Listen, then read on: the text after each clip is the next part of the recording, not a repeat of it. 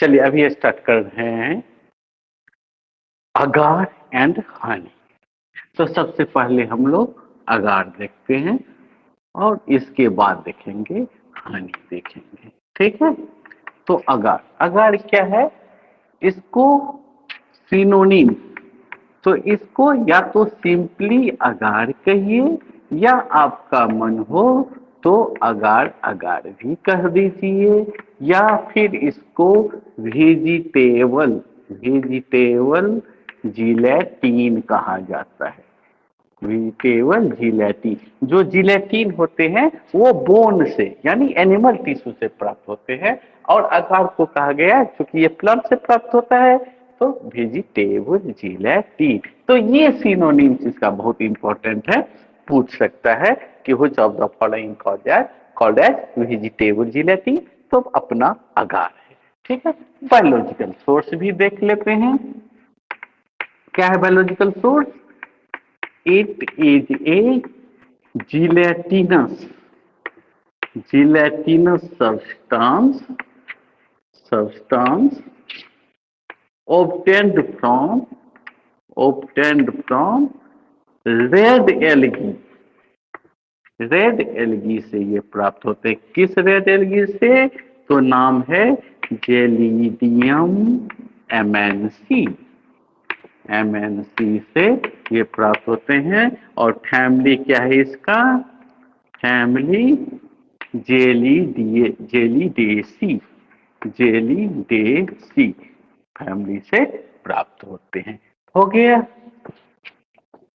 अब कैरेक्टरिस्टिक भी देख लेते हैं। तो कैरेक्टरिस्टिक जो इसका है वो सिमिलर टू ट्रैगाकंथ है। तो ट्रैगाकंथ के जैसा ही इसका भी कलर जो है या तो कलरलेस या व्हाइट या येलोइश होगा। तो कलर इसका भी व्हाइट या कलरलेस या येलोइश होगा, ट्रैगाकंथ के जैसा ही। ऑर्डर जो है ऑर्डरलेस है, ऑर्डरलेस ये भी है ट्रैगाकंथ के जैसा, या इसके चूंकि ये मैराइन एल्गी है तो somewhat the characteristic smell of algae हो सकता है। ठीक है, स्मेल ऑफ एल्गी। ठीक है, टेस्ट जो है वो ट्रैगाकंथ के जैसा ही, अगार में भी तो वही था, म्यूसिलेजीनस टेस्ट है। और सॉल्युबिलिटी भी जो इसका है वो आपको similar to tragacanth, they are also only partly soluble in water. ध्यान दीजिएगा, अगार पूरा सॉल्युबल था, ट्रैगाकंथ और सॉरी अकेसिया फ्रीली सॉल्युबल था, अकेसिया, जबकि ट्रैगाकंथ और अगार ये दोनों क्या है? Partly soluble. ये भी पार्टली सॉल्युबल है, पार्टली सॉल्युबल है। और ट्रैगाकंथ के जैसे ही ये भी स्वेल्स करता है in water, swells in water. ठीक है, और देखिए अभी तक अकेसिया हो, ट्रैगाकंथ हो, अगार हो, कोई भी अल्कोहल में सॉल्युबल नहीं था। हनी जो है वो केवल अल्कोहल और वाटर दोनों में सॉल्युबल होगा। हनी केवल, ध्यान रखिएगा, हनी को छोड़ के बाकी अल्कोहल में कोई भी सॉल्युबल नहीं है, और वाटर में अकेसिया फ्रीली सॉल्युबल है, और ये दोनों अगार और ट्रैगाकंथ पार्टली सॉल्युबल है। ठीक, और अल्कोहल में कोई नहीं है एक्सेप्ट हनी जो है अल्कोहल वाटर दोनों। तो it swells in water and with boiling water से it form stiff jelly. With boiling water से agar form stiff jelly. Stiff gel, jelly जानते हैं, gel like structure, stiff jelly बनाता है। तो ये इसके कैरेक्टरिस्टिक हुए। आ जाइए केमिकल कॉन्स्टिट्यूएंट भी इनका देख लेते हैं। तो अगार के जैसा ही लेकिन अलग अलग कंपाउंड। ये भी अगार में क्या था, सॉरी ट्रैगाकंथ में क्या था? दो ट्रैगाकैंथीन एंड बेसोरीन था। इसमें है एगेरोज एंड एगेरोपेक्टिन। पेक्टीन। तो याद रखेंगे एगैरोपेक्टिन जो है वो सल्फोनेटेड पॉलीसेकेराइड्स है, सल्फोनेटेड पॉलीसेकेराइड्स है, पॉलीसेकेराइड्स है। ठीक है, जबकि ये एगैरोज जो है वो नाइट्रोजिनस है पॉलीसेकेराइड्स। तो ये भी पॉलीसेकेराइड, ये भी पॉलीसेकेराइड, लेकिन ये सल्फोनेटेड है, याद रखेंगे सल्फोनेटेड पॉलीसेकेराइड्स है।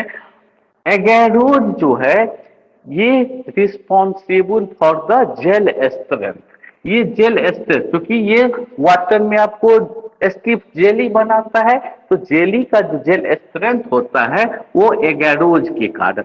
तो एगैरोज यहां से ऑब्जेक्टिव बनता है, याद रखेगा, agarose is responsible for for gel strength, gel strength के लिए, जबकि एगैरोपेक्टिन इज रिस्पॉन्सिबल और ये रिस्पॉन्सिबल है विस्कोसिटी के लिए। तो सबसे ज्यादा यदि यहां से क्वेश्चन आएगा तो ये यहां इंपॉर्टेंट बनता है, इसको मैं स्टार मार्क कर देता हूं। तो the viscosity of the agar is due to presence of agaropectin. तो ये चीज ध्यान रखेंगे, इंपॉर्टेंट ये था। उसके बाद यूज में आ जाइए, अगार के यूज में। तो अगार का जो मेन यूज है ये आपको टिश्यू कल्चर में as a gelling media, nutrient media in tissue culture. तो लिख देता हूं as nutrient media, media in tissue culture. ये यूज बहुत फेमस इसका यूज है टिश्यू कल्चर में। सॉलिड कल्चर जो हम लोग बनाते हैं, कैलस कल्चर, एक्चुअली में कैलस कल्चर, कैलस कल्चर, उसमें ये सॉलिडिफाइंग एजेंट का काम करता है। ठीक है, ये काम करता है किस चीज का टिश्यू कल्चर में? Solidifying agent, solidifying agent. ठीक है, तो टिश्यू कल्चर में इसका बहुत ज्यादा यूज है। उसके बाद आपको ये इमल्सिफाइंग एंड सस्पेंडिंग एजेंट भी होता है। They are also used as emulsifying and suspending agent. तो इस रूप में भी इसका यूज होता है। ठीक है, उसके बाद केमिकल टेस्ट देखिए। तो केमिकल टेस्ट में अगार जो है वो रुथेनियम रेड से पिंक कलर देता है। ये डिफरेंस हुआ, अभी तक वो सब नहीं दे रहा था, कोई नहीं दिया था, न अकेसिया दिया था, न ट्रैगाकंस दिया था, but it gives pink colour with ruthenium red से ये पिंक कलर देता है, गिव्स पिंक कलर। तो ये डिफरेंस है, तो ये याद रखिए। तो अगार हो गया। अब आ जाइए आप हनी पे। हनी क्या है इसका सिनोनिम?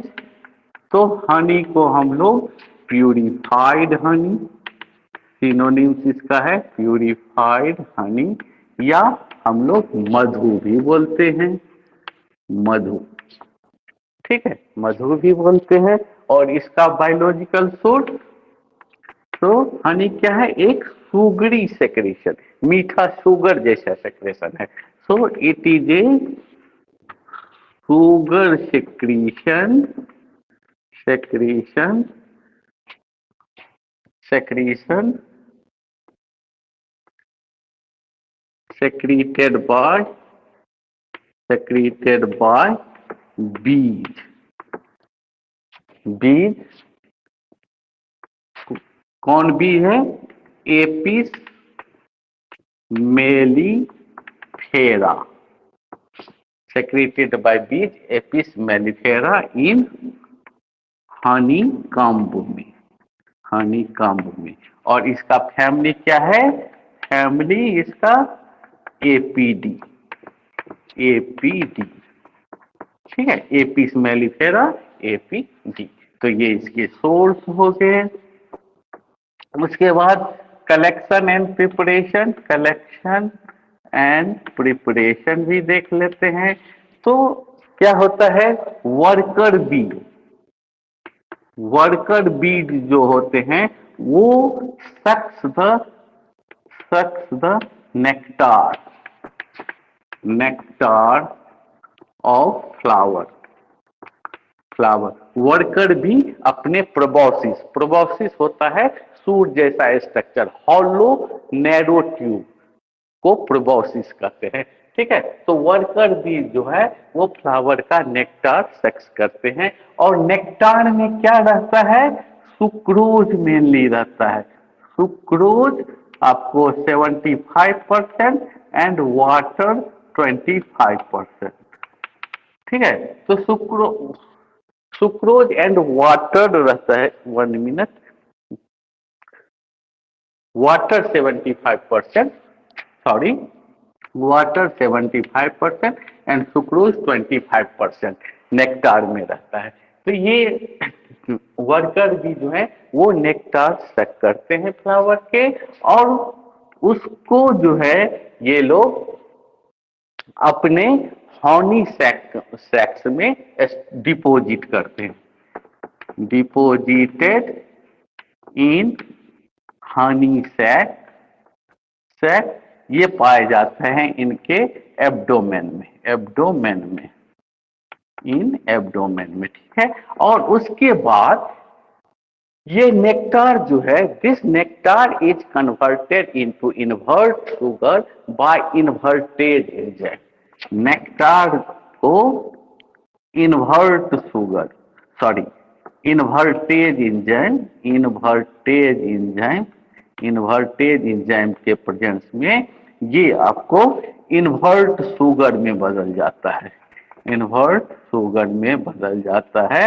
और ये इन्वर्टेज एंजाइम जो रहता है इन सलाइवा ऑफ बी के सलाइवा में रहता है, तो जिसके द्वारा they convert the nectar into invert sugar. And this invert sugar जो है वो पार्टली तो ये लोग कुछ अपने भी खाते हैं, और जो बच जाता है उसको हनी कम्ब में जमा कर देते हैं। So partly used by bee, partly used by bee, कुछ तो अपने लिए यूज करते हैं, एंड रिमेनिंग जो है, जो बाकी बच गया, remaining deposited in Honey comb, remaining ये हनी कम्ब में डिपोजिट कर देते हैं। ठीक है, ये इस तरह प्रिपरेशन हो गया। और ध्यान रखिएगा, हम लोग कैसे निकालते हैं हनी उससे, कि पहले छत्ता को उसका जो रहता है हनी कम को उसको स्मोक्ड करते हैं, स्मोक दिया जाता है ताकि वहां से जितने भी हैं सभी हट जाए। उसके बाद उसको लेके आइदर प्रेशर करके, उस पर प्रेशर डाल के, या फिर ऐसे ही छोड़ दिया जाता है, तो वो धीरे धीरे उससे ड्रेनेज होके आ जाता है। ठीक है, लेकिन सबसे इंपॉर्टेंट थिंग यहाँ क्या है कि वो जो हनी है they are subjected to fermentation, उसमें फर्मेंटेशन हो सकता है। इसलिए बिफोर मार्केट में, बिफोर बेचने से पहले उसको must be heated at 80 degree. ये टेम्परेचर याद रखेंगे। तो before marketing, before marketing before marketing it must be it must be heated before marketing, it must be heated at 80 degree C. क्यों? To avoid fermentation. तो याद रखेंगे objective के लिए, फर्मेंटेशन ना हो, उसमें खराब ना हो आपका हनी, इसलिए उसको 80 डिग्री सी पे हीट कर दिया जाता है, कम मार्केट में लाया जाता है। ओके, ये हो गया करेक्शन प्रिपरेशन। अब केमिकल कॉन्स्टिट्यूएंट, इसका भी कैरेक्टरिस्टिक देख लीजिए। कैरेक्टरिस्टिक तो हनी का जो है वो ये ठीक विस्कस होते हैं, ठीक होते हैं, विस्कस होते हैं, और आपको ट्रांसलूसेंट रहते हैं। ठीक है, ट्रांसलूसेंट रहते हैं, और ये स्वीट टेस्ट होते हैं। स्वीट टेस्ट तो स्वीट होता है, ठीक है। ऑर्डर इसका कैरेक्टरिस्टिक होता है, ऑर्डर कैरेक्टरिस्टिक होता है हनी का, कैरेक्टरिस्टिक होता है। और सॉल्युबिलिटी, सॉल्युबिलिटी जो मैं बहुत बार इसको बता चुका हूँ, they are soluble, honey is soluble in both, ध्यान दीजिएगा बोथ लिख रहा हूँ, बोथ वाटर एंड अल्कोहल। तो अभी तक जो अब चारों कार्बोहाइड्रेट में आपके सिलेबस में चार ड्रग, अकेशिया, ट्रैगाकंथ, अगार हनी, जिसमें केवल हनी जो है वो दोनों में सॉल्युबल है, बाकी वो तीनों में कोई भी अल्कोहल में सॉल्युबल नहीं है। और वाटर में केवल अकेशिया सॉल्युबल था, बाकी के जो दो थे ट्रैगाकंथ और अगार वो पार्टली सॉल्युबल थे और स्वेल कर जाते थे, मीन्स फूल जाते थे वाटर से। ठीक है, तो ये हो गए कैरेक्टर। अब देख लेता हूं केमिकल कॉन्स्टिट्यूएंट इसका, केमिकल कॉन्स्टिट्यूएंट। तो केमिकल कॉन्स्टिट्यूएंट इसमें जो है हनी क्या है, honey is aqueous solution, aqueous solution of mainly किसका, मेनली इसमें देखिए फ्रक्टोज रहता है। ठीक है, 45% फ्रक्टोज रहता है, उसके बाद ग्लूकोज रहता है इसमें 35%। यानी ये जो मोनोसेकेंड, ये दोनों एक दूसरे का क्या है, आइसोमर है। ठीक है, ग्लूकोज एंड फ्रक्टोज ये दोनों मिलके 80% रहते हैं, 80%। ठीक है, और सुक्रोज, सुक्रोज क्या है, डाइसेक्राइड। ये डाइसेक्राइड जो है सुक्रोज नॉन रिड्यूसिंग शुगर है, ये क्या है, नॉन रिड्यूसिंग शुगर है, नॉन रिड्यूसिंग शुगर। ये आपको 2% रहते हैं, नियरली 2%। तो ये तो मेजर कंस्टिट्यूएंट हुए, 82% तो यही हो गया, एक्वा सॉल्यूशन है मीन्स वाटर है बाकी। और इसमें कुछ ट्रेस अमाउंट बाकी जो है वो कम, बहुत कम अमाउंट में also contain trace amount of, trace amount of enzymes भी पाया जाता है। ठीक है, देन अमाइनो एसिड्स भी पाए जाते हैं, अमाइनो एसिड्स, विटामिन्स भी पाए जाते हैं। ठीक है, उसके बाद आपको formic acid, formic acid, acetic acid, acetic acid, तो ये सब भी पाए जाते हैं बट इन ट्रेस अमाउंट में। तो ये हो गया केमिकल टेस्ट, हो गया। यूज देख लीजिए, तो इसका यूज क्या है, तो हम लोग जानते हैं कि ये एंटीसेप्टिक होता है, ये हनी जो है वो एंटीसेप्टिक होता है, डिमल्सेंट होता है, डिमल्सेंट होता है। और इसका यूज जो होता है मेनली आपको स्वीटनिंग एजेंट के रूप में, as a sweetening agent, sweetening agent के रूप में इसका मेन यूज होता है। ठीक है, और यहां से एक क्वेश्चन देखिए बहुत बार आ चुका है, इसलिए स्टार मार्क कर रहा हूं फिर मैं, कि हनी इज एडल्टरेटेड। इसको चूंकि हनी जो है कॉस्टली होता है, तो इसको मैक्सिमम जो है एडल्टरेट किया जाता है आर्टिफिशियल इन्वर्ट शुगर से। सो हनी याद रखेंगे, honey is adulterated, adulterated by, किससे हनी को एडल्टरेट किया जाता है, artificial, artificial invert, invert sugar से एडल्टरेट किया जाता है। और इसका कैसे हम लोग समझेंगे, एज ए फार्मासिस्ट हमको तो जानना होगा कि इसको हम कैसे पकड़ेंगे कि ये असली है, ओरिजिनल है या फिर मिक्स्ड है, आर्टिफिशियल इन्वर्ट शुगर मिला हुआ है। तो इसका फेमस टेस्ट है हाइज टेस्ट, हाइज टेस्ट याद रखेंगे। यहां से क्वेश्चन कितना बार जीपैट में आ चुका है, तो हनी से यदि क्वेश्चन आएगा तो यहां से ही क्वेश्चन आएगा, इतना मेरा दावा है। चलिए, ओके, थैंक यू।